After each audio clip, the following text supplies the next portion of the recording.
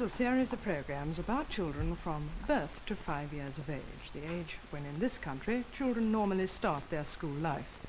We've called it the Springs of Learning because it's during these years that much can be done to help children to develop intellectually. A child with a rich and stimulating early childhood will take off into school life with greater spring, greater curiosity and confidence than the child who has been physically well cared for but intellectually neglected. Of course, in a very young baby, you can't separate off his mental, emotional and physical development, if indeed you can at any age. So in this first program, we are going to talk generally about all three aspects and outline some stages in his mental growth which will be developed in greater detail in later programs. But on this one point, everyone who has studied the subject is agreed. The first 5 years are decisive because during these years, the child grows faster, develops further emotionally, and learns more than at any other period during his life. Now, I have with me in the studio 3 men who can tell us why and how this is so. Dr. Hindley of the Centre for the Study of Human Development, who is going to talk about emotional and social aspects. Dr. Lovell of the Institute of Education at the University of Leeds, who is going to talk about intellectual growth. And Dr. Marshall of the Institute of Child Health. Well, Dr. Marshall, may we look first at the purely physical development of the child in these first 5 years? Well, of course, the human body is changing continuously throughout life, but during the first 5 years, the rapidity of growth is really very striking. Well, I wonder if you could tell us something about the implications of this growth in terms of the child's mental development. The head is advanced in its growth compared with the rest of the body, and the parts of the brain and the nervous system which control it also develop early, so that the quite young child can move its head and turn it when it hears sounds from different directions. Control of the arms comes after this and allows the child to pick things up, to put them in its mouth and so on. The legs are relatively delayed in their growth as compared with the rest of the body, and so control of them comes last of all. But when it does come, of course, the child then has the power of movement and freedom to explore. So I see. So each physical stage of development then implies a different stage of mental growth? In very early life, yes. How soon would you say after a baby is born that he becomes aware of the world around him? At birth, of course, the complicated system of nerve cells and connections in between them in the brain, which the baby needs to really understand what's going on round about it, just isn't working at all. But nevertheless, there is some sensation. He can feel pain. He's sensitive to touch and pressure, which cause him to suck anything that touches his lips or to grasp a finger put in his hand. He can also respond to warmth and to cold and to different tastes. But all these responses are purely reflex. The baby can't think about them or control them. Yes, well, sometimes it's a little difficult to tell what is a reflex action purely and what is a voluntary movement. Perhaps if we look at some film now, you could point out the differences. You see, these are purely reflex movements over which the baby has no control. They're caused by the working of primitive parts of the brain below the level of the cerebral cortex. By 6 weeks, he's begun to inhibit the reflex movements and becomes capable of some degree of voluntary action, first of all with his arms. A bit later, the leg movements are beginning to be controlled in the same way. His ability to make use of sight and hearing also depends on brain development in the early weeks. Gradually, he begins to coordinate his body as a whole, but control is always greater towards the head end. This baby is the same age, but is more advanced and is beginning to raise himself on his hands and knees.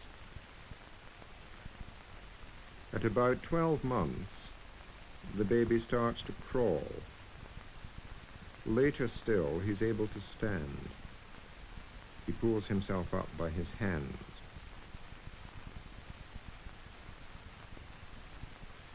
Finally, he can walk, at first with some support, and later without it.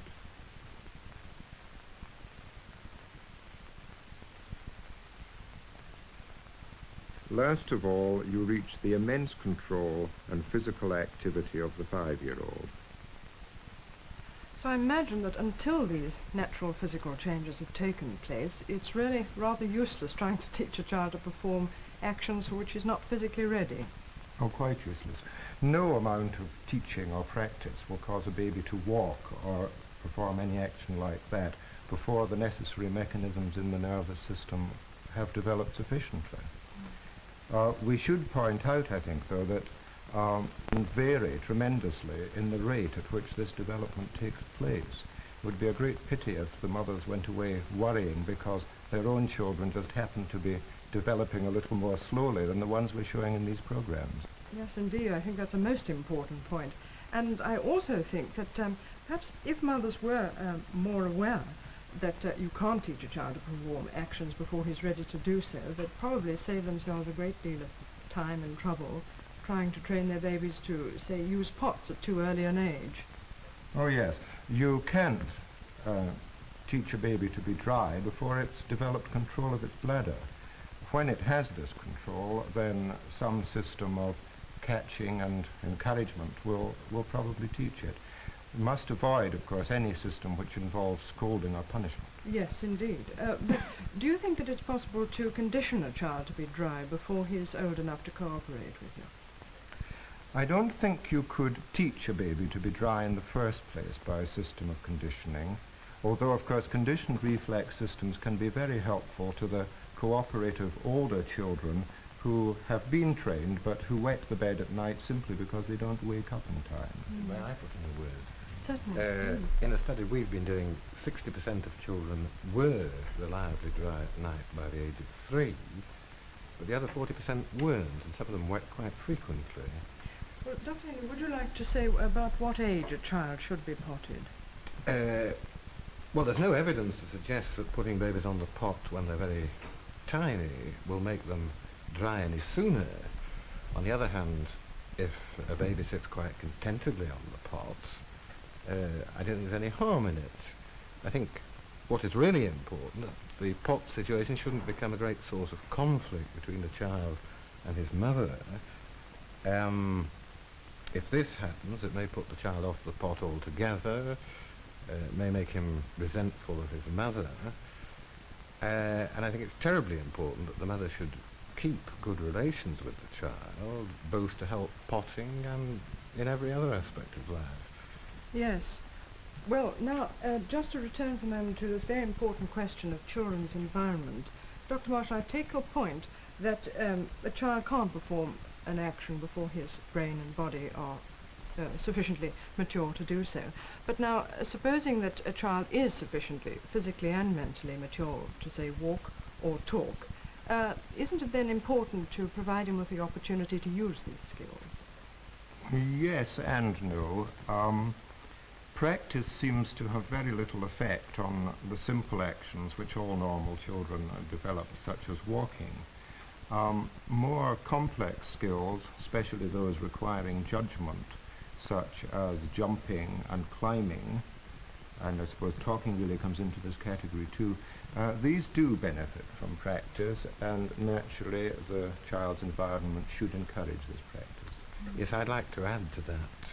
We are getting increasing evidence that not only the development of behavior, but even the biochemical functioning of the nervous system itself is to some extent affected in a general way by external stimulation.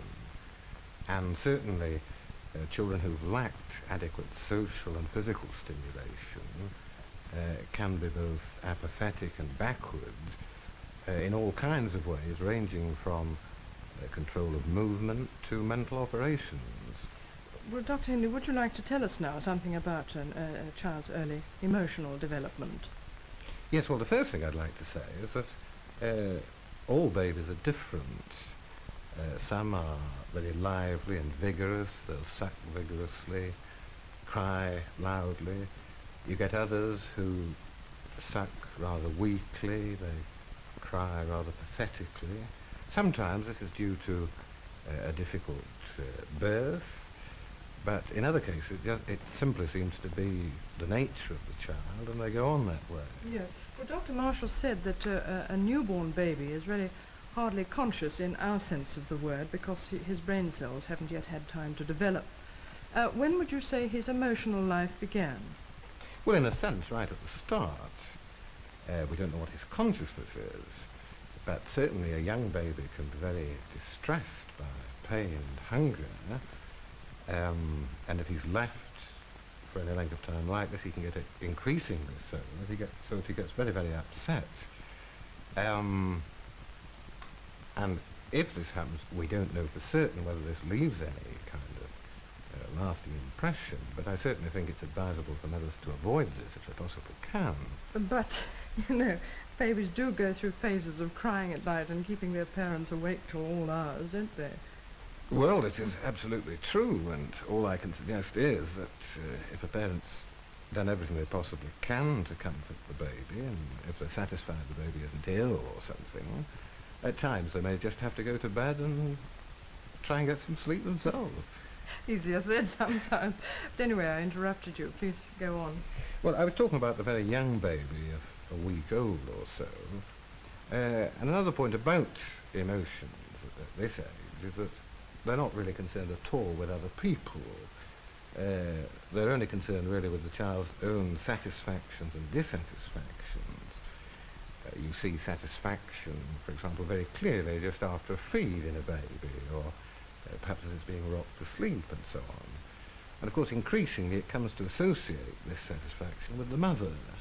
Yes, it would seem, in fact, to be the key to making good relationships later on. Yes, I think in normal circumstances it is. You see some more film of babies and their mothers. To a very young baby, the mother is a source of food, warmth, and comfort. He doesn't even know she's a separate person. Gradually, however, she becomes his first social contact. If she's loving and interested in her baby, he's more likely to find the world a good place to be. Soon, often by about 6 weeks, he'll begin to show really positive feelings in an unmistakable smile. This is the time when, if father's wise, he'll play with the baby and become familiar to him, because by about 6 to 8 months, he becomes aware of the difference between people he knows and strangers who may make him frown or cry. Increasingly from this age, he begins to make social relationships. His ability to do so depends very much on his having had satisfying experiences with other people, usually the parents.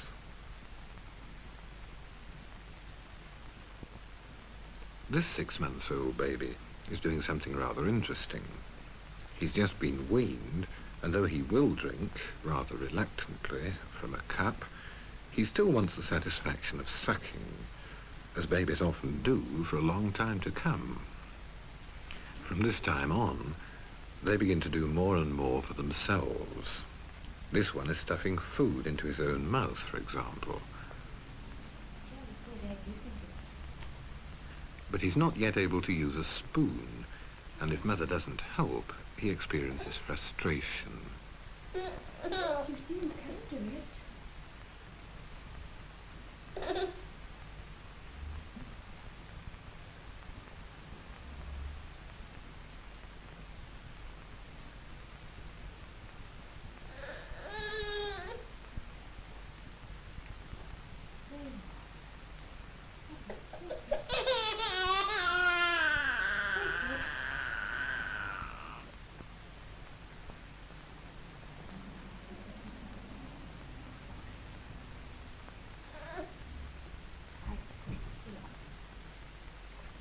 As he grows older, the baby gets a sense of his own power, pulling himself up to reach things, getting his fingers into everything.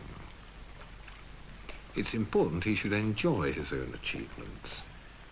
If he gets a slap instead of a word of encouragement, he may not explore further, and his learning will be discouraged. Of course, the wish for independence can lead to conflict and tantrums. It'll usually pay a mother to avoid such conflicts so far as she can, and rely rather on encouragement of his own wish to succeed. Come on, Julian. Tea time. Tea time, darling. Give Mommy that. Give Mommy that. Yes. No. You can't have it now. No. Come on, darling. No. Never mind. But sometimes she may have to pick him up and remove him from the scene. It's better not to let the conflict develop. Children love to imitate and copy their parents' actions.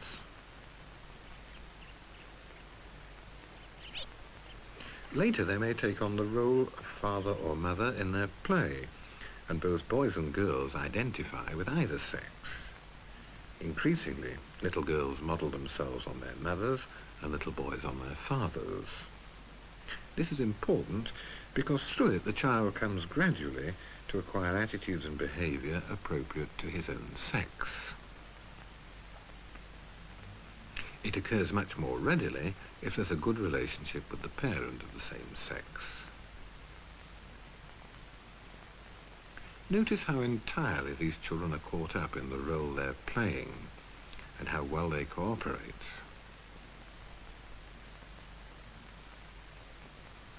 In the first 2 or 3 years, the toddler's play and activity is largely egocentric. Even when he's with other children, he follows his own wishes, and there's not very much cooperation. But by 5 years, many children, especially if they've been to nursery school, are able to take part in group activities and to adapt their behaviour to that of others. Those children really did look as if they were ready for infant school. Oh, indeed. But we shouldn't overestimate the maturity of the 5-year-old. He's still got a long way to go, and in many ways his behaviour can be quite immature. For that matter, what adult is completely mature? We all keep something of the baby in us somewhere. That's true. Well, now, Dr. Lovell, perhaps you'd like to tell us something about the intellectual development of the young child. And I take it that it is a fact that a baby has to, during these first years, develop faster than at any other stage in his life. Yes, I don't think anyone would be any doubt if they stopped for one moment to consider how much knowledge and experience a young child has to acquire before his 5th birthday. In the earliest weeks and months of life, the young child looks upon an object outside of himself as an extension of his own body. But by 5 years of age, he has acquired his first elementary notions of space and time, he can use language, and he can reason in simple and familiar situations. Do you think that a mother can help forward her child's intellectual development? Yes, to some extent. Just as physical maturation cannot be forced or hastened, the same applies, to some extent, to conceptual development, or conceptual maturation, or the growth of ideas about the world. The very young child simply hasn't the capacity to grasp certain notions, and it's no good trying to force the process of development. It simply does harm because the young child becomes discouraged.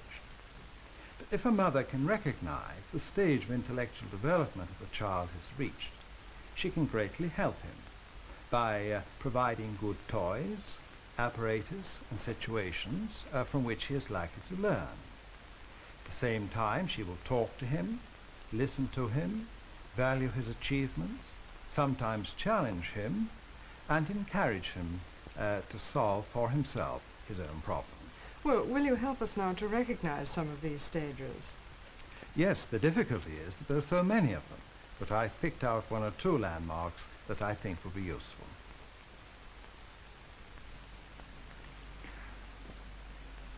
From quite an early age, a young baby can discriminate between things that are sackable and things that are not sackable, and between pleasant and unpleasant tastes.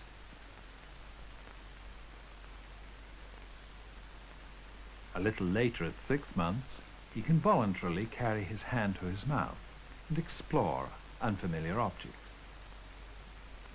But though he experiences a bad taste, he makes no connection between cause and effect. And even though he finds the taste unpleasant, he continues to put the lemon into his mouth.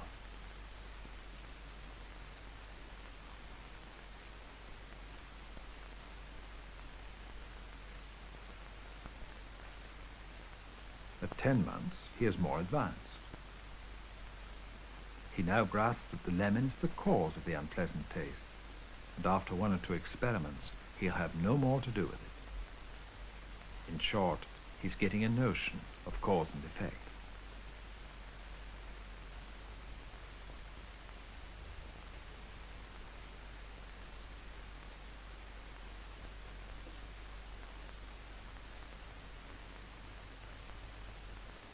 Now watch this. This is interesting too. This 10-month-old baby is playing with a rattle, and his mother hides it under a cushion while he is watching. Once the rattle disappears from sight, it seems that the notion of it has gone too. But the mother shows him where it is, and he becomes interested.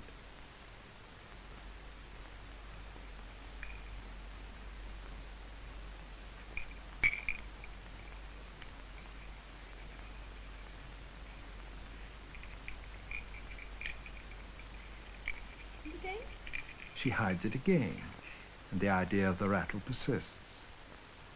He searches for it and finds it. He is at the stage of learning that things out of sight continue to exist and can be found. Come on, you throw some on here for Mummy, look. No. The sight of the lace reminds Andrew of his father's shaving. He represents this idea by a symbolic action. He pretends to shave.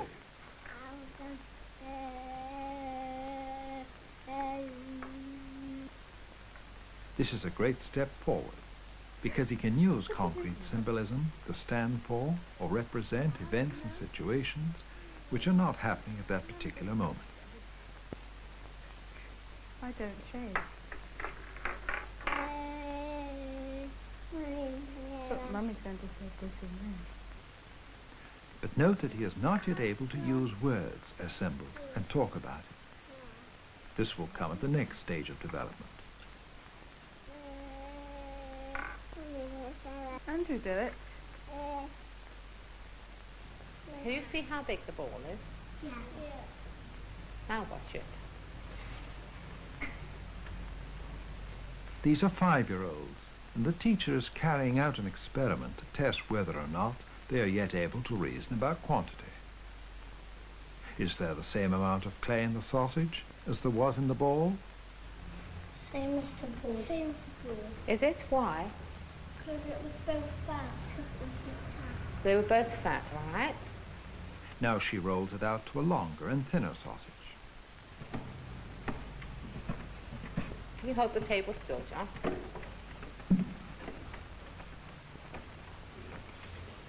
Is there still the same amount, or has it been altered? Bigger. It's bigger. Yeah. Why do you think it's bigger? Because it's longer. Because it's longer. And do you think it's just as much clay or less clay?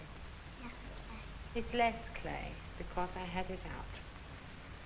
When there was not great perceptual difference between the sausage and the ball, the children agreed that the amount of clay was the same.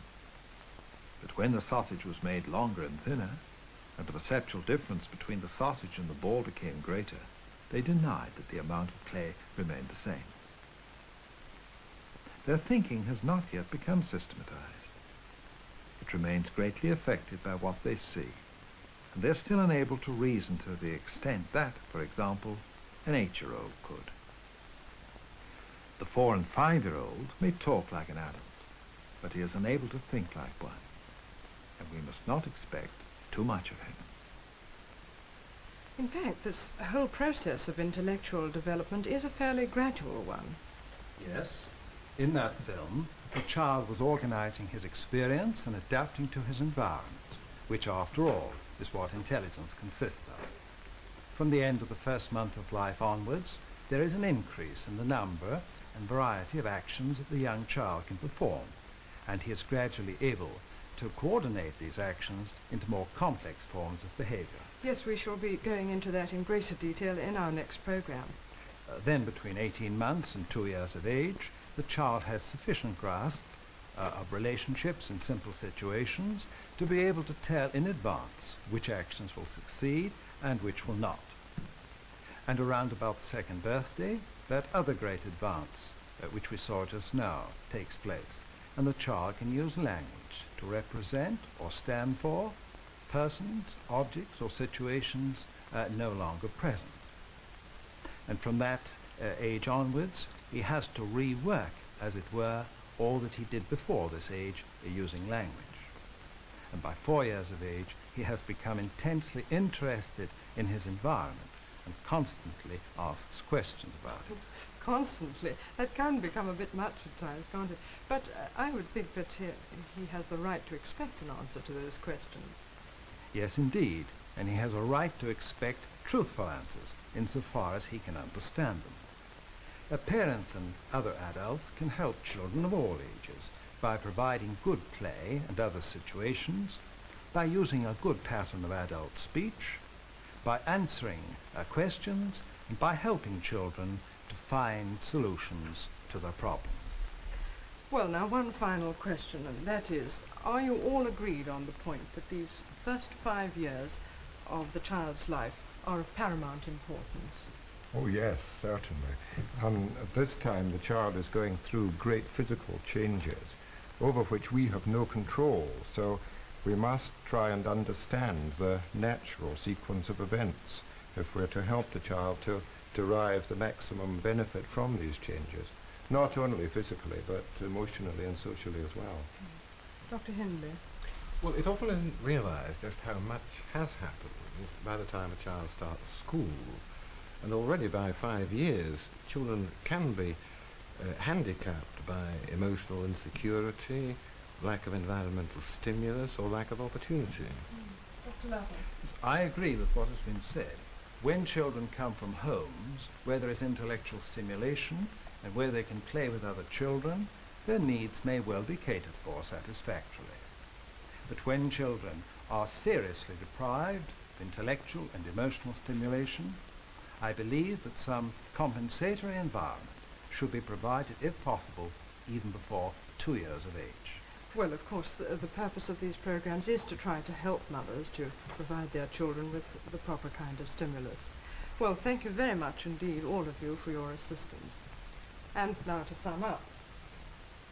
Children vary very much in their rates of development, and there's no need for anxiety if they develop a little slower in some directions than in others.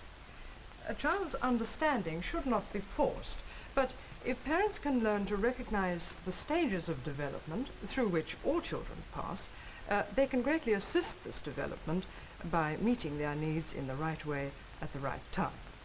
Now, in the programs which follow, we shall be studying each year of the child's life in greater detail, starting next week with the first year of the child's life, and we hope to offer some suggestions as to the kind of toys and playthings that would assist his development.